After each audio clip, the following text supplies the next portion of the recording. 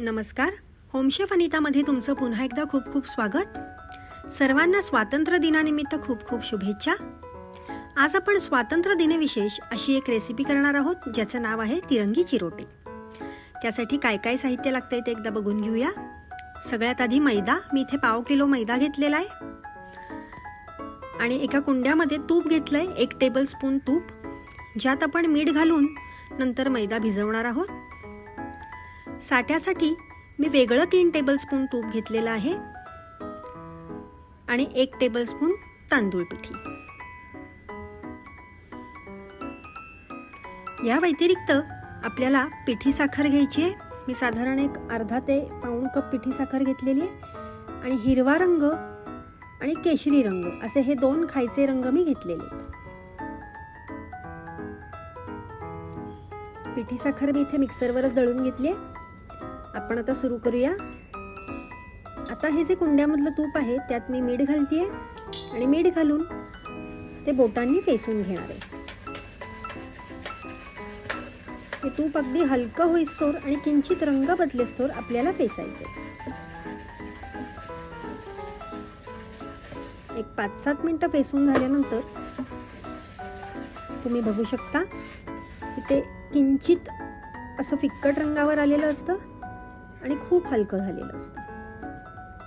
ह्या स्टेजला आता आपण मैदा घालून आणि थोडं थोडं पाणी घालून कणिक भिजवणार आहोत.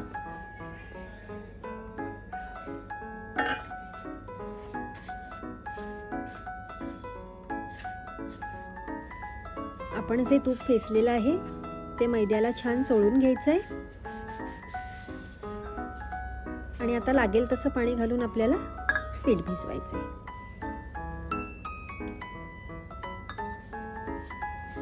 खूप घट्ट सुद्धा भिजवायचं नाहीये आणि खूप सैलही भिजवायचं नाहीये.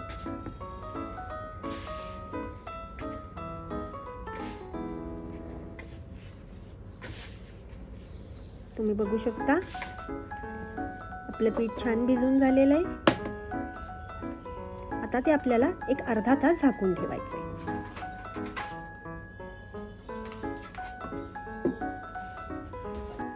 तोवर आपण आपल्याला चिरोट्यासाठी जे साठं लागणार आहे ते तयार करून घेऊया. या 3 टेबलस्पून तुपामध्ये मी आता 1 टेबलस्पून तांदूळ पिठी घालतेय आणि हे सुद्धा छान फेसून घेणार आहे. एक 5-7 मिनिटं आपल्याला ते व्यवस्थित फेसायचे जेणेकरून ते अगदी हलकं होईल आणि त्याला किंचितसा फिक्कट रंग येईल.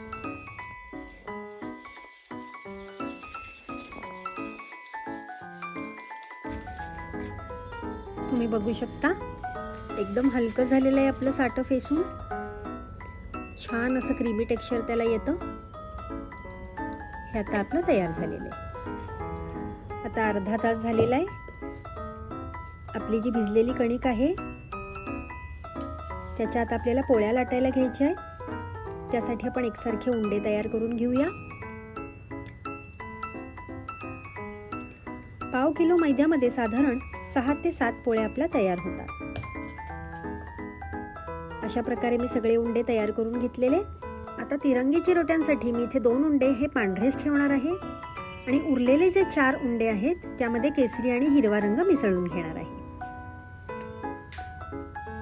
मी इथे केसरी रंग घेतलेला आहे. त्याच्यात किंचित पाणी घालून आता मी 2 उंड्यांमध्ये केसरी रंग मिक्स करून घेते.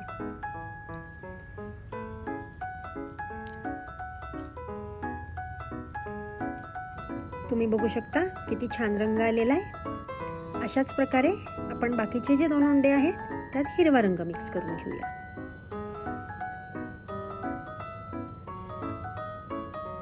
अशा प्रकारे आपल्या 6 पोळ्यांचे हे 2 हिरवे, 2 केसरी आणि 2 पांढरे उंडे तयार आहेत. आता आपण त्या लाटायला घेऊया. सगळ्यात आधी आपण केशरी रंगाची पोळी लाटून घेणार आहोत. किंचित मैदा लावून आपण आता ती लाटून घ्यायची आहे. पोळीपेक्षा किंचित जरा पातळ असं आपल्याला लाटायचंय.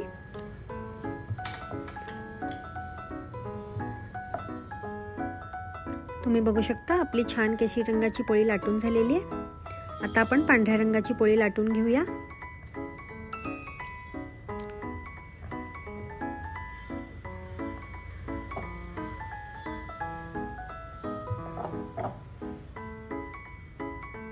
ही सुद्धा पोळी आपली लाटून झालेली आहे. आता आपण हिरव्या रंगाची पोळी लाटूया.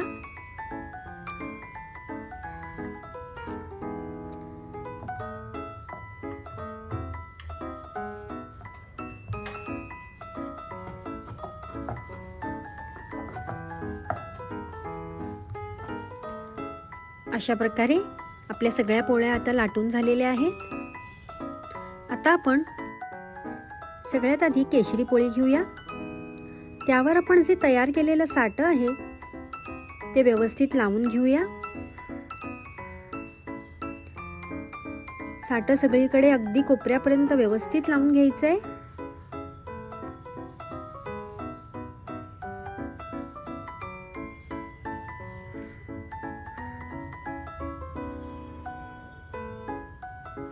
असं सगळं लावून झाल्यानंतर आपल्याला थोडीशी तांदूळ पिठी घ्यायची आहे आणि ती आपल्या पोळीवर सगळ्या बाजूनी व्यवस्थित भुरभुरायची.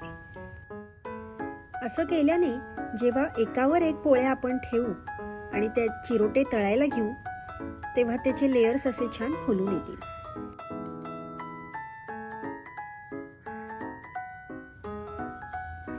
आता आपण त्यावर आपण जी पांढरी पोळी लाटलेली आहे ती लावून घेऊया.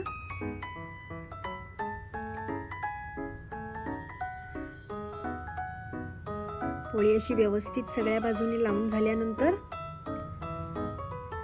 ह्या पोळीवर सुद्धा आपल्याला जे साटं आहे ते लावून घ्यायचंय.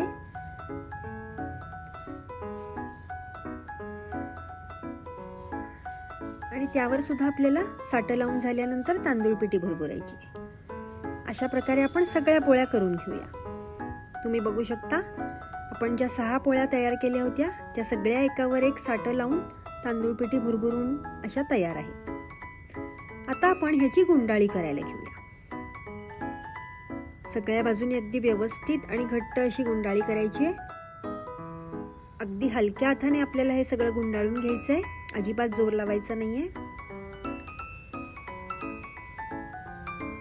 तुम्ही बघू शकता आपला हा रोल अगदी तयार आहे.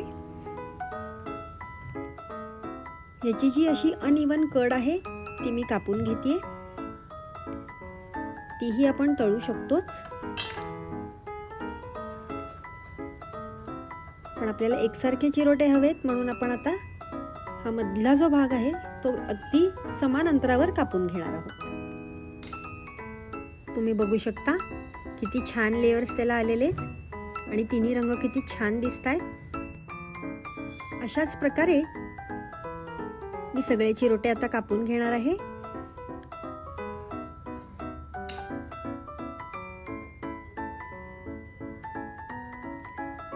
खूप सुंदर दिसत आहेत. आपले सगळे चिरोटे आता कापून झालेले आहेत. तुम्ही बघू शकता किती छान दिसत आहेत ते. आता आपल्याला ते लाटायचे आणि तळायला घ्यायचे. चिरोटा लाटताना तो एकाच बाजूने लाटायचा आहे, दोन्ही बाजूने अजिबात लाटायचा नाही. आणि तेल कडकडीत तापल्यानंतर मंद मध्यम आचेवर आपल्याला ते खमंग असे तळून घ्यायचे. चिरोटा तळताना त्याच्यावर तेल असं उडवत राहायचंय जेणेकरून हे जे मधले लेयर्स आहेत ते छान फुलून येतील. तुम्ही बघू शकता किती सुंदर दिसतोय आपला चिरोटा.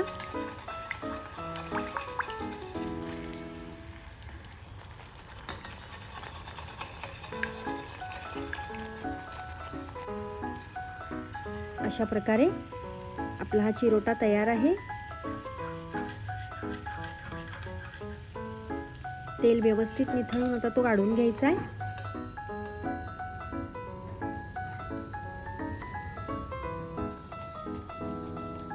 आणि चिरोटे गरम असतानाच त्यावर पिठी साखर भुरभुरायची. अशा प्रकारे मी सगळे चिरोटे तळून घेतलेले आहेत. तुम्ही बघू शकता किती सुंदर दिसत आहेत ते. तुम्ही सुद्धा हे तिरंगी चिरोटे नक्की करून बघा. तुम्हाला हा व्हिडिओ आवडला असेल तर जरूर लाईक आणि सबस्क्राईब करा. भेटूया लवकरच.